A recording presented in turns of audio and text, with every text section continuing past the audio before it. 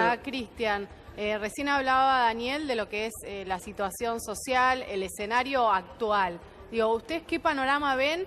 Digo, de acá a fin de año, porque diciembre siempre es un mes muy conflictivo, si recordamos 2001. ¿Cómo ven el panorama de acá a fin de año? Los propios referentes del oficialismo han dicho que va a ser un segundo semestre durísimo, ¿no?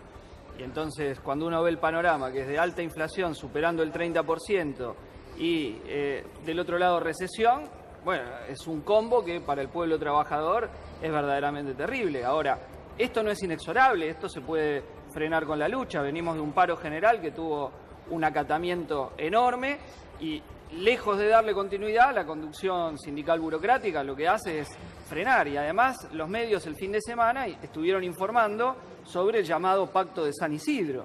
Que nunca existió, te aclaro. Bueno, sabés que nunca existió. Bueno, incluso Bocio salió a decir que... Sí, pero están las charlas, las conversaciones que ya tiene el gobierno. Larreta no estaba en la ciudad de Buenos Aires, estaba en el exterior. No, pero independientemente de quiénes se hayan reunido y quiénes no, lo que es cierto es que acá están las conversaciones para hacer votar un presupuesto 2019 claramente de ajuste y donde la complicidad de sectores muy grandes del peronismo, los gobernadores, etcétera, con esto es innegable. Entonces, acá lo que hay que discutir no es solamente enfrentar a Macri, sino con qué programa. Y en ese sentido, el PT es el Frente de Izquierda. Venimos levantando un programa claramente antagónico a este, para que la crisis la paguen los capitalistas y no el pueblo trabajador.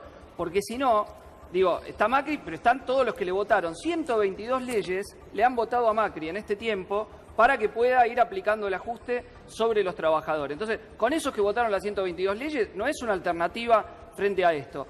Desde la izquierda, desde la clase trabajadora, estamos planteando una salida claramente alternativa, por eso venimos insistiendo. No hay que pagar la deuda externa, hay que nacionalizar los recursos estratégicos de la economía, empezando por terminar con el saqueo hidrocarburífero. Ahora, los precios de la nafta que están dolarizados, el precio de los servicios que están dolarizados. Nos quieren vender como un gran negocio para los de abajo que solamente va a aumentar un 40% todo. Bueno, y este es un saqueo brutal.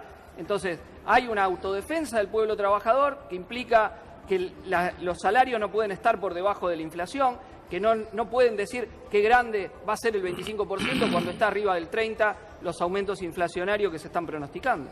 Bueno, hay una cuestión importante que es que ha habido confiscaciones sistemáticas de los ahorros cada tanto, entonces eso lleva al que puede atesorar un peso, tratar de ver cómo hace y preserva sus ingresos. Y lo que hay son saqueos permanentes donde las clases dominantes y los gobiernos dicen que va a pasar una cosa y termina vaciándose el bolsillo popular, ¿no?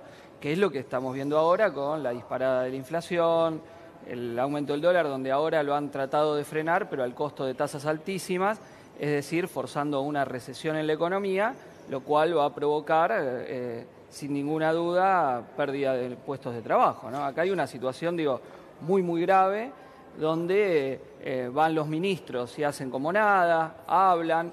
Ya la desorientación del gobierno se muestra en los dichos de Carrió diciendo que con la propina va a reactivar la economía, ya una cosa que es casi desopilante. ¿Es una manera de afrontar la crisis económica? No, es una manera de demostrar que no tienen rumbo, digamos, o mejor dicho, que mientras ajustan no quiere decir que controlen la economía, ¿no?